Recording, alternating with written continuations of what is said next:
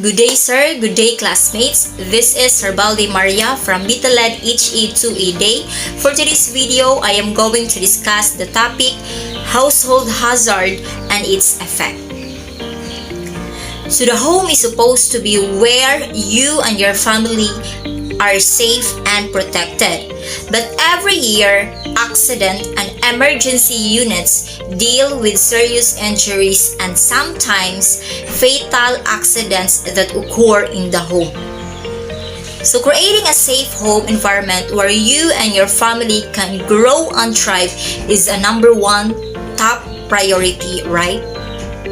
But thankfully, though a number of serious safety hazards lurk around the average home, most of these are pretty easy to address. So make sure you're doing everything you can to achieve maximum safety at home. So consult this guide common safety hazards in the home to learn quick and have simple solutions for keeping you and your family or your loved ones out of harm's way. Number 1. Falls. Falls are the leading cause of death when it comes to home accidents. Injuries due to falls are one of the most common household hazards. In fact, 1 out of 5 older adults who falls incurs a broken bone or a head injury. Wet floors, slippery stairs, and scattered toys all create the potential for falls. So falls is the number 1 home accidents due to wet floors, slippery stairs, and scattered toys, which create the potential for falls, diba? Usahay di ta kabantay, basa ang sawg, niya maslide tagkalit or nakatamak ta og mga duwaan. And then sahan times masaka tagagdanan nga maslide ta, then delikado jud, no? So here are a few things that you can do to prevent people in your home from falling. Number 1, stabilize staircases. To prevent falls, make sure all staircases have solid handrails, securely affixed flooring, adequate lighting, and safety gates if there are small children in the home. So like kanang unsay tawag ani kanang gabayan sa mga bata nga ibutang in the front of the door. Naay ali para if ang bata ganahan mo lantaw sa gawas kay di ba ma-excite ba na sila og makita nga niabli ang door. So to prevent them from accidents like falling and dili mabantayan, what if dili mabantayan sa ning gawas ug sud sa balay nga i-close ang door, naay safety gates kumbaga nga makaharang sa bata. Next, clear outdoor steps. Keep all outside stairs clear of debris and hazards like ice or snow. If ever, secure fixed mats in place or pwede sad use grip tape to make surfaces less slippery. Third, cover slippery surfaces in bathrooms. So anyone is susceptible to falls in the bathroom due to slippery wet surfaces. So the most hygienic type of flooring for a bathroom, those at risk of falling should consider having bathroom floors fully carpeted. Showers should have rubber mats to prevent falls from wet surfaces. Then have mats or towels placed on the floor when getting out of the bath or shower. Next, install supports, showers, and bathtubs. Install safety rails like the Medline bathtub grab bar to help family members, old and young, safely get in and out of the shower. So magbutang og mga safety rails nga magunitan if para kung may tendency nga ma-slide kanang nabitay ma-direct nga kagunitan. Lastly, coral toys. So even a small toy can be a tripping hazard. So give the kids an easy way to stow toys and make sure every play date ends without injury. So hipuson og tarong ang mga duaan, ibutang sa sakto nga butanganan. And after the kids playing, secure toys in a safe area. Di kay biyaan lang bisag asa gumagduwa sa mga bata, bisag daan sa siya nga diha ra. So kung di siya hipuson, then matamakan, accidentally matamakan, makakuha siya og slide. Number 2, poisoning. There were over 2 million poisoning incidents reported to poison control centers nationwide in 2018. Several household items present poisoning hazards, including cleaning and home maintenance supplies. So the second leading cause of fatalities is poisoning, which leads to death. Mostly ang affected ani nga type of hazard no kay ang children, because naamgri sila curiosity nga kung unsay ilang makit-an, hala kaunon or tiluwan without knowing nga makadaot ba silang lawas or dili, kay lagi walay pay kabuot, so pataka lang sila gungin silang baba. So here are a few things that you can do to prevent accidental poisonings in your home. First, store medications properly.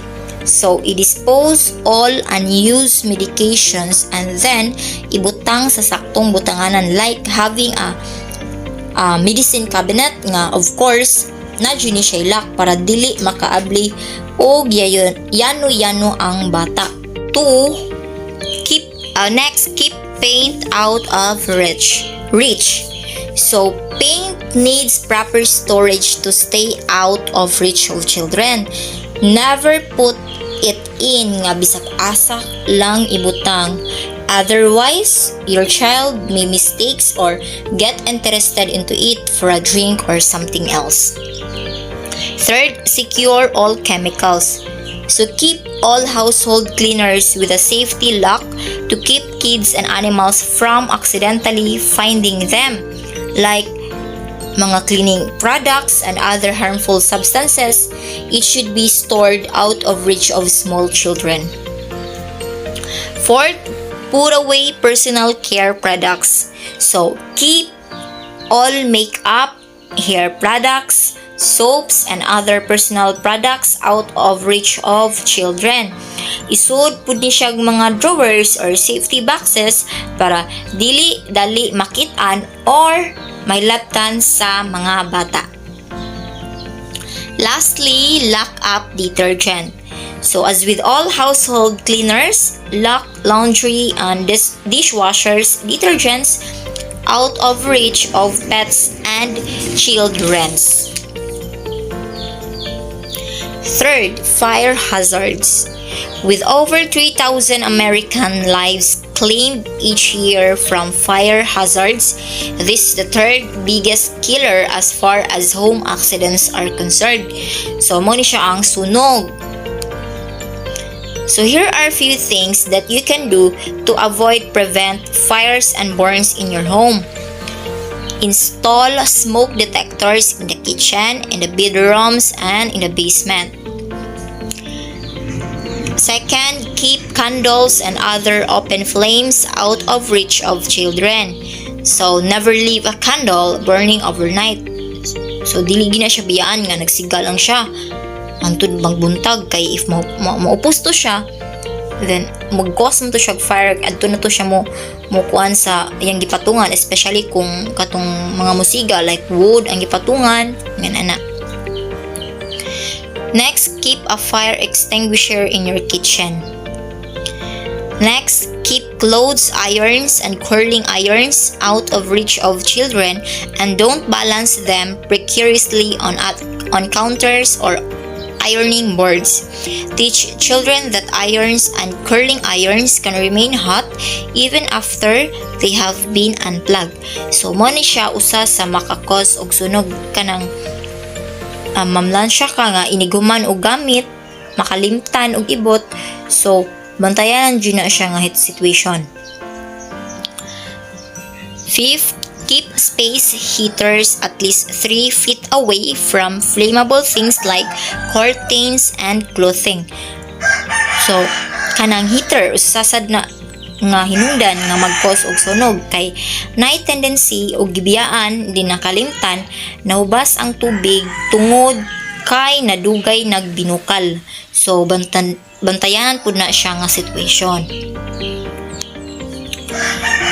Regularly clean chimneys and dryer exhaust as build-up in both can cause fires. Don't cook and hold a small baby or child at the same time. Don't eat or drink anything hot while a baby or small child is sitting on your lap. Be careful when cooking and never leave a pan of oil for deep frying unattended. If the pan catches fire, use a damp tea towel to deal with the flames. Never try to put the fire out with water. So kani og magluto dili jud biyaan ang gitak-ang, especially kung nag-fried ka, nagpirito ka. Nga naidagang mantika, labi na ang ka nga naidagang mantika nya kusog pa jud ang kayo. Kay nay tendency mudakop ang mantika sa kayo or mudakop ang kayo sa mantika. And if ever may tabo ni di jud maratol no, mangita og panapton dayon bason unya itakob kini sa gasiga nga kayo. Ayaw ilargo og butang ang towel or ang panapton nga wala kini gibasa. Kay ang tendency musunog man ang gasiga kay mudakop siya sa towel kay uga man siya, so musamot ang siga. Ayaw sad i-direct nga ang kayo butngan nimo og tubig kay musamutan pud siya sa fire. Keep matches and lighters away from children. So kanang mga posporo o lighter dili jud na pataka og butang kay duwaan sa bata. Unya magdagkot-dagkot nga mostly maupod ni ang hinungdan sa sunog. Unplug and use appliances. So if ever nahuman nagtanaw TV or unsa ba diha, computer or anything nga imong nahuman na kag-use ana, so imo yun na siya ibton, di nimo biyaan nga naka-choke pa diha. If you smoke, take care to extinguish all cigarettes carefully. So what to do if there is a fire? For kitchen fires, always keep the pot lid handy. In the event of a fire, pop the lid back on the pot or use a cookie sheet. To prevent the fire from spreading, baking soda is also effective in stopping a fire. It deprives the fire of oxygen. Okay? So baking soda kuno ka-effective niya siya para muhunong ang fire.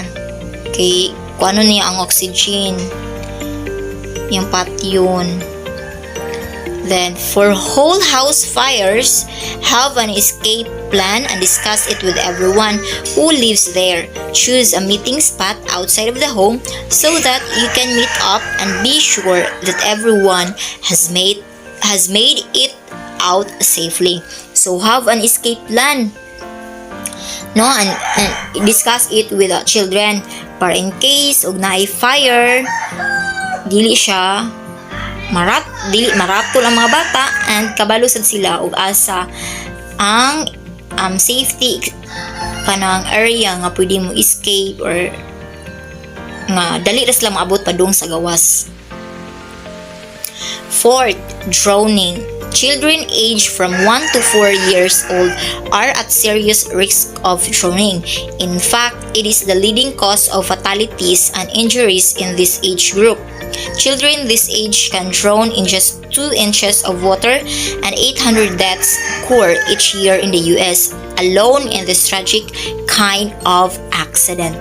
So, drowning, muna siya ang pagkalunod or ang pagkalumos. So here are a few things that you can do to prevent children in your home from drowning.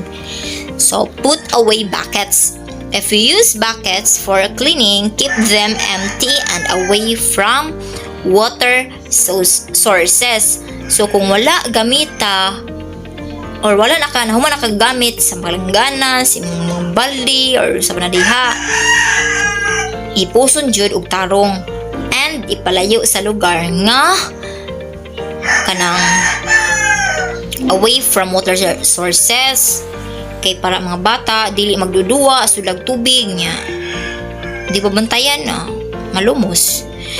Second, attend to bathing children. It only takes a few inches of water for a child or infant to drown. So never leave a child alone in the bathtub and keep toilet lids closed. So di should siya piyaan ang mga bata. Always jud na bantayan ang mga bata ug maligo dili pasagdan nga sila ra.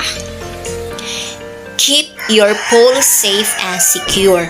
Keep pool safety equipment handy at all times, like a drowning hook and a life buoy. Fence the pool completely, lock it securely, and monitor it with gate, motion, and water break alarms.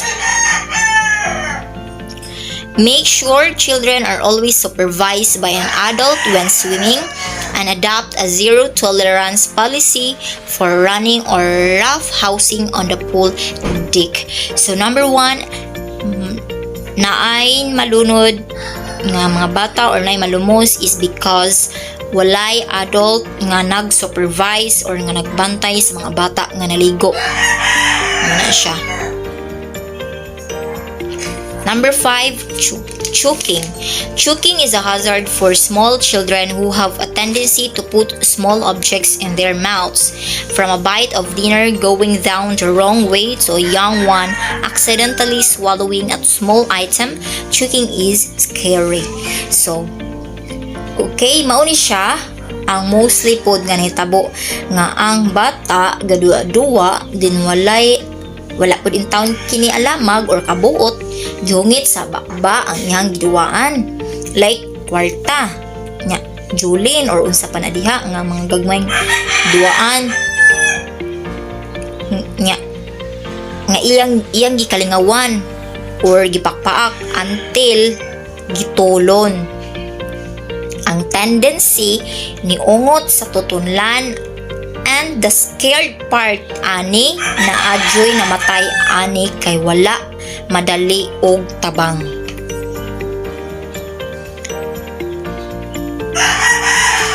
So follow these tips to keep your child safe. Number 1, inspect toys. So regularly i-inspect ang toys for any loose parts. Give age-appropriate toys to ensure there are no small parts like ilikay o paduwa-duwa sa mga duwaan nga prone makit-kit sa bata. Nga bantayan dyan siya permi.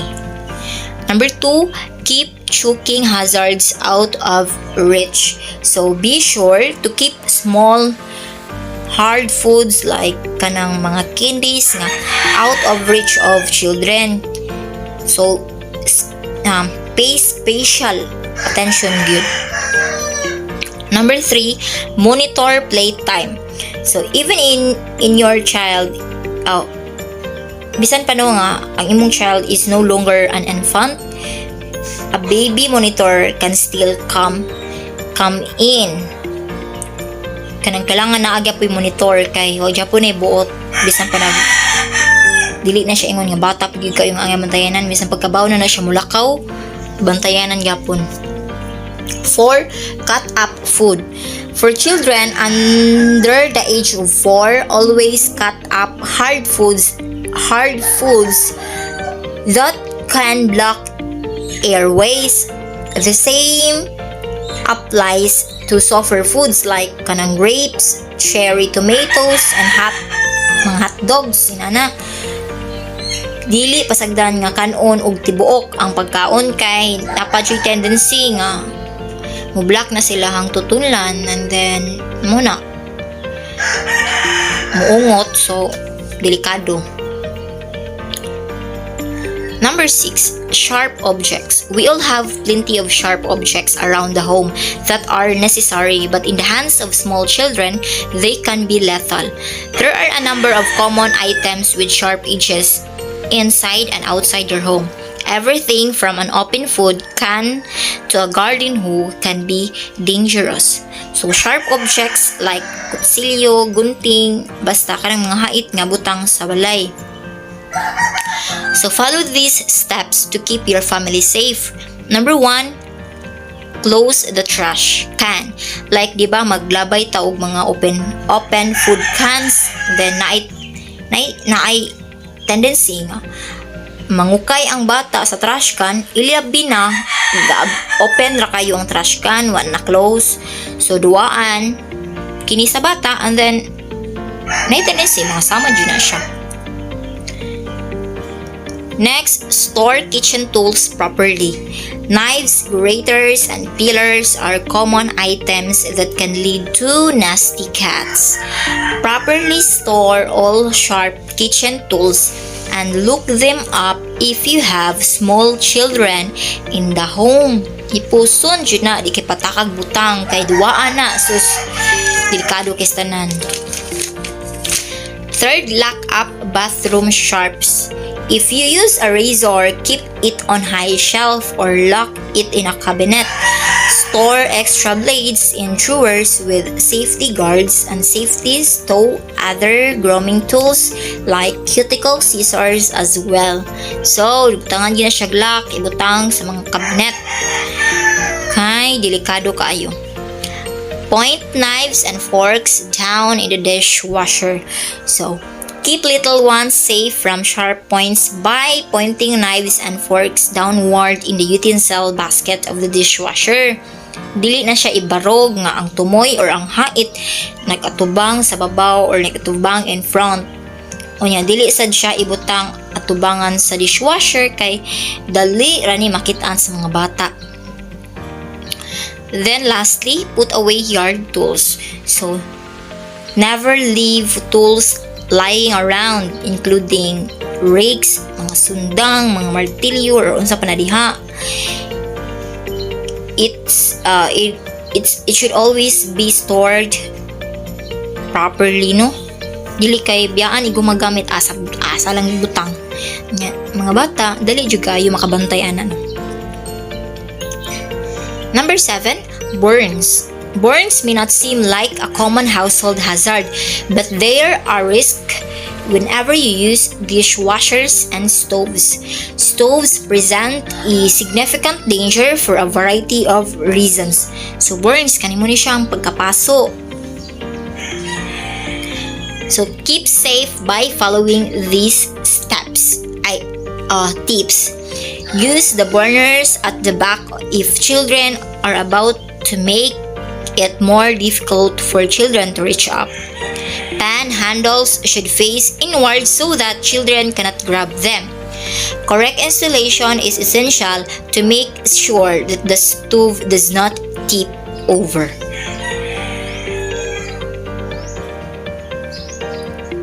Number 8, dishwashers. Dishwashers are a great time-saving addition to any household, but they do pose a danger. So, dishwasher mo ni ang butanganan sa plato, or kutsara, or ng machine. So, follow these steps to avoid accidents occurring.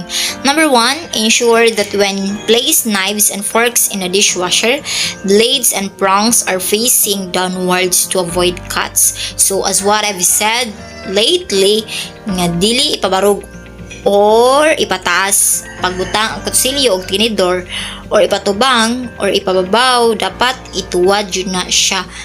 Kay if ang bata mo duol, dili siya madirect adto sa hait. Then, second, unload the dishwasher after use so that small children are at minimal risk of getting their hands on sharp objects or wash them separately. So, tagahuman og gamit, ipuson na ang plato, mga gipanghugasan para dili kalingawan sa mga bata og duwa-duwa unya magutbuot og hugas-hugas. Number 3, never leave the dishwasher preloaded with detergent. So So, home safety is a huge part of home ownership. You owe it to yourself and the people who live in and visit your home to take the responsibility seriously and handle hazards before they come up. Nobody ever said that owning a home was going to be easy, right? Still, think about it. You've already invested this much time and effort into buying and maintaining a house. You might as well go the extra step to make it into a real home by making it safe and secure for all inhabitants. So that's all. Thank you for listening, and I hope that you found this quick guide useful and you and your family keep safe at home. Bye!